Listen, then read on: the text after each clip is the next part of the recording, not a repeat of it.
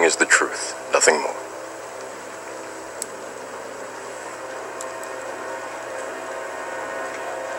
Carp in Bushells Lagoon. They're creating an awful odour and making this toxic water an almost uninhabitable environment. It's a natural wonderland, and it's one of the biggest wetlands on the Hawkesbury River. And it's left to this really distressing state. It hasn't been great for the last 4 or 5 months. The water levels have been decreasing continually. But this devastation of aquatic life, including pelicans, native eels, water hens and turtles, has worsened in the last week. But suddenly it's as if someone's drained a plug. Locals say this goes far beyond a drought. Most put it down to a combination of unusually high water temperatures and pollution. The smaller amount of dilution of any chemicals going into the water is certainly going to have an impact on the wildlife in the lagoon. Whatever the cause is, the Environmental Protection Agency and the Hawkesbury Council have yet to take responsibility. Locals say both organisations need to come to a mutual understanding and quickly before more aquatic life is wiped away. If you go to the council put it onto the EPA, you go to the EPA and they'll put you back to the council. Locals just can't win because when the water returns, so will the carp, an unwanted pest.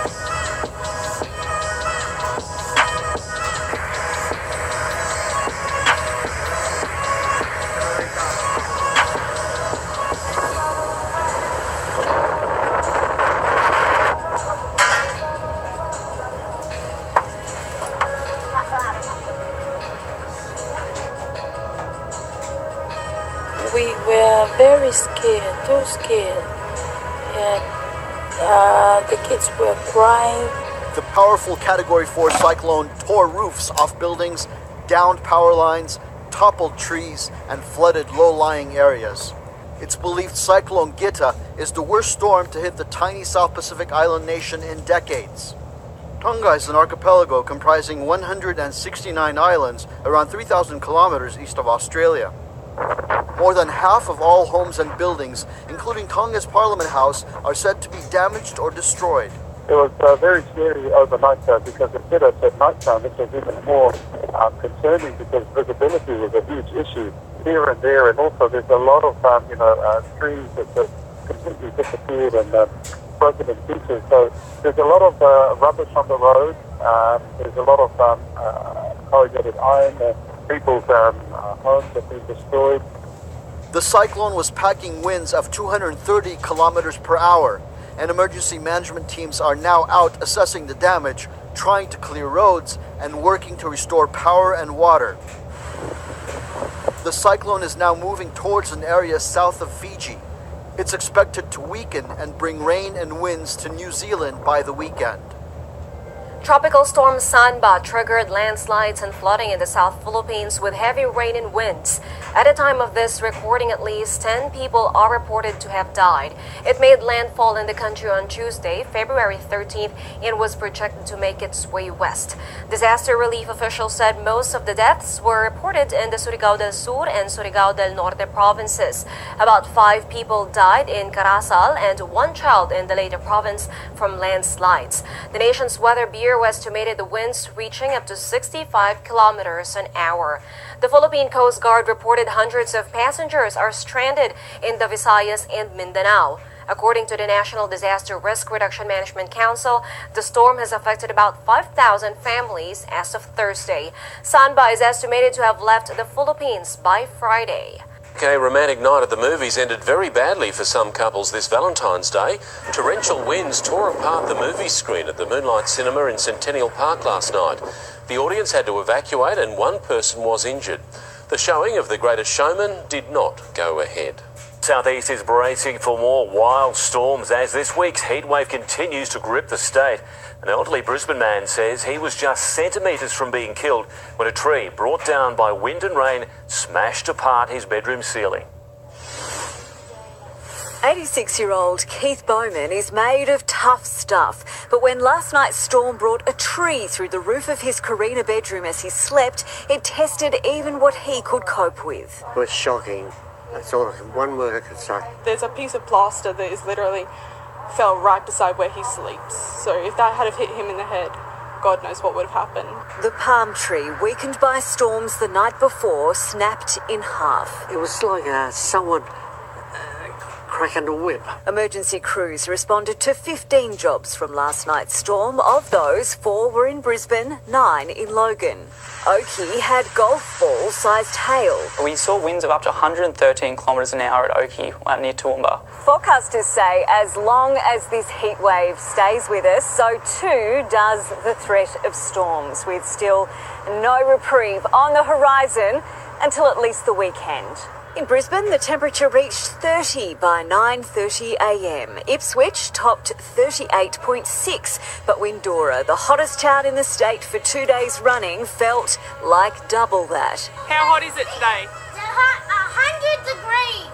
The statewide average maximum temperature has also been above 40 degrees for 2 days in a row now, and that's the first time that's ever occurred in February. Slim odds all round as some just count their luck and plan to buy a lottery ticket.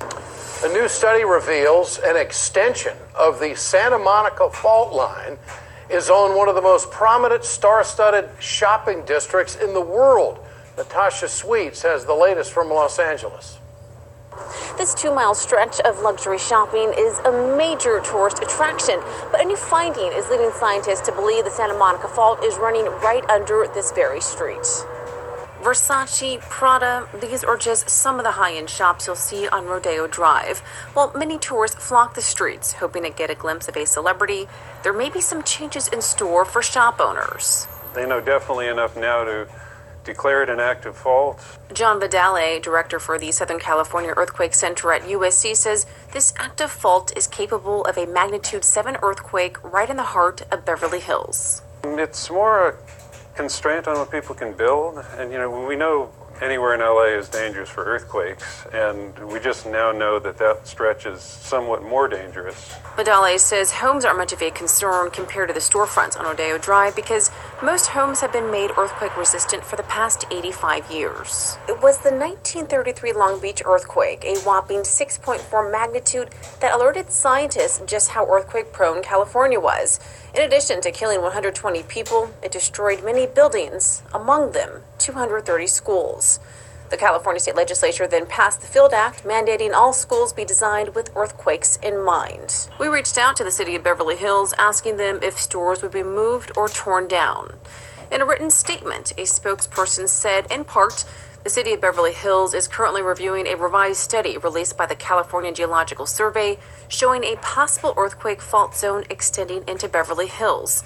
The city is constantly educating city employees, residents, and businesses on how to prepare for and respond to a disaster. And the mayor of Beverly Hills was quoted in the statement as saying, "Safety and resiliency in a disaster is one of the city's highest priorities. The entire region is an active earthquake zone. We should always be prepared." While Vidale says the most concerning earthquake is the one closest to home, he says the big earthquake scientists have been predicting to hit California likely won't be the Santa Monica fault line. No, the big one would be out on the San Andreas. So the big one we're most worried about is a magnitude 8 that could break a couple hundred miles of the San Andreas fault, and which would cause a fair bit of damage in Los Angeles. But actually the thing we most worry about are the faults right under our feet here in Los Angeles. So the Santa Monica Fault is part of the Golden Triangle, and scientists say it connects to at least 2 other faults, and they're still investigating of exactly where it ends. The National Security Agency is investigating a shooting outside its highly secure headquarters in Maryland. Guards stopped an SUV at an entrance to the campus this morning, and shots were fired. Sources tell CBS News 3 people were injured here. One suspect is in custody. Jeff Pegues is at the NSA in Fort Meade, Maryland. That's northeast of Washington. Jeff, good morning. Good morning. The good news is the situation appears to be under control. There are police here on the scene. The NSA is to my left. We're being told not to shoot it for security reasons. Now, here's what happened. Shortly before the sun came up, a car slammed into a barrier at NSA headquarters. Shots were fired, and you can see that from the windshield of the vehicle. Right now, and these numbers are shifting, we're being told that 3 people were injured. They are not gunshot injuries. We're told that they are car crash injuries. But again, it is still early. We're also being told that there is one person that is in custody that is being questioned, and it looks like that person is cooperating. Now, what this is, we still don't know.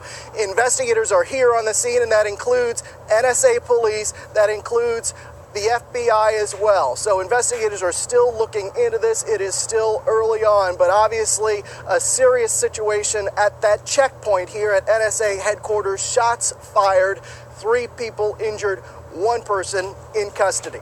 Nora? All right, Jeff, thank you so much. Puerto Rico is still in serious recovery after Hurricane Marie hit the island back in August, leaving at least 64 dead. Portions of the island fell to darkness recently, again after an explosion and fire at an electrical substation. It's unclear tonight if the president's infrastructure plan will even help Puerto Rico. Manila Chan is here with us tonight for more on that. This is just more tough times, isn't it? Absolutely. A nighttime explosion at this Monacio substation in San Juan put more than 1 million people in the dark last night, and officials say it'll take up to 10 days before they get everybody back up and running. 75% of the grid is back up now, but they say it's up to the island's Ministry of Electric Energy to conduct its investigation into the actual cause, though locals believe the explosion stemmed from very old and failing infrastructure, which is commonplace throughout the entire island. Where police are recommending indictments against one of President Trump's closest allies. Benjamin Netanyahu addressed his country this afternoon, the prime minister did, and he denied allegations that he accepted lavish gifts from a Hollywood mogul in exchange for favors. That mogul's name is Arnon Milchan. The police recommendations now go to the Attorney General, who will decide if charges should be filed. These investigations, Shepard, have been well known and underway for months now. Israeli Prime Minister Netanyahu is accused of multiple acts of corruption, fraud, and bribery in these 2 separate cases. There's also a third case that there is no recommendation on. But just a short while ago, the Israeli police recommended to the Attorney General's office that the Prime Minister be charged in these 2 separate cases. In a defiant and emotional televised speech tonight, Netanyahu denied the allegations and promised to fight, insisting, like previous investigations against him, these will, quote, end with nothing. But in one case, Shepard, as you pointed out, Netanyahu was caught on tape trying to help an Israeli newspaper publisher with his newspaper in return for favorable coverage. In another case, he's accused of accepting hundreds of thousands of dollars worth of gifts from several businessmen. The prime minister doesn't deny accepting champagne and cigars and jewelry, but insists they were just gifts from friends and not bribes. But just because the police, Shepard, have made this recommendation to the Attorney General's office doesn't mean the Attorney General will in fact bring charges against Prime Minister Netanyahu. The Attorney General is a strong ally of Prime Minister Netanyahu, so there's still a lot of question about what happens next. Now, the State Department was asked about these charges. They said that they are aware of the issue. They consider Israel a strong ally of the United States, and they said they consider this an internal matter for the Israelis. Reports that the American-led coalition in Syria has killed dozens of Russian mercenaries have led to headlines raising the specter of direct US-Russia confrontation, and Moscow has responded to the claims. Russian citizens might be in Syria, but they don't belong to Russia's armed forces, although they do remain Russian citizens. Once again, we are calling on everyone not to follow intentional or unintentional false information and take a serious approach in describing such an important issue. Dmitry Peskov also suggested all media sources to reach out to Russia's defense ministry to verify facts before publishing. And as for the U.S. side, well, there's been no confirmation coming from there. On the contrary, the U.S. Defense Secretary said that he has no information that any Russian army servicemen were among the casualties following the U.S. airstrikes. Now, a number of reports first appeared on different social media platforms last week, suggesting that anywhere from several dozens to up to several hundreds Russian mercenaries were killed in Syria.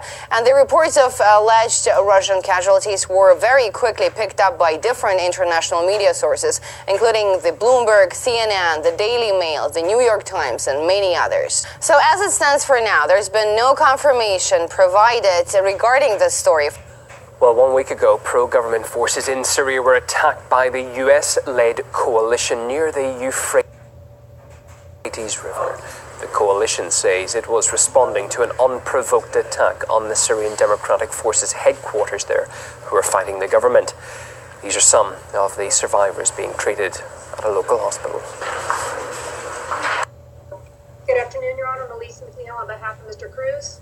Okay, thank you. Are you Nicholas Jacob Cruz? Yes, ma'am. Okay, sir. You are charged with 17 counts of premeditated murder. I have something very important to tell you. You're charged with some very serious crimes. You have the right to remain silent. If you give up that right at any time during this hearing, whatever you say can and will be used against you in the prosecution of this case. State, how would you like to proceed today? Are you seeking to hold the defendant no bond and a finding of proof evident, presumption great? Yes, Your Honor. Okay, you may proceed. Your Honor, the state's relying on the sworn affidavit that the court has been provided as to the 17 counts of first-degree murder and the contents of the sworn affidavit by detectives citing the actions of the defendant in going to Marjorie Stoneman Douglas High School on February 14th, 2018, with a premeditated design in that he went loaded with an AR-15 rifle. He had additional ammunition with him and shot 17 individuals who later died as a result of the gunshot wounds, and then he fled the scene. So the state is seeking a no bond hold on the defendant. Okay, defense?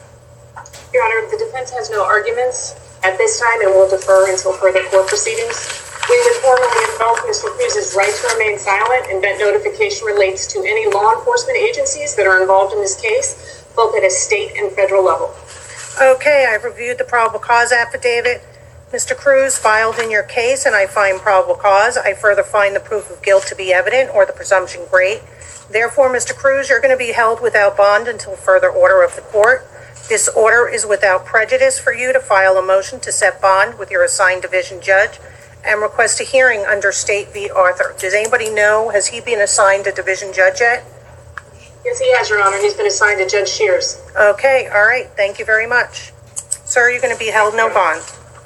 6:33 here on your Thursday. This morning, investigators are trying to determine why a 19-year-old opened fire in a South Florida high school, killing 17 people. Nicholas Cruz is expected in court today. CBS 2's Susanna Song is here with what we know about the suspected shooter and the terrifying chaos inside the school. Hi, Susanna. Hey, good morning, Aaron and Marissa. 17 dead, 15 others injured and still hospitalized. Authorities say just 3 months ago, the alleged shooter's adoptive mother died. He had also been expelled from the high school for disciplinary reasons. Here he is about an hour ago, arriving at the Broward County Jail. He was brought here straight from the hospital. Cruz is now charged with 17 counts of premeditated murder. Instagram photos show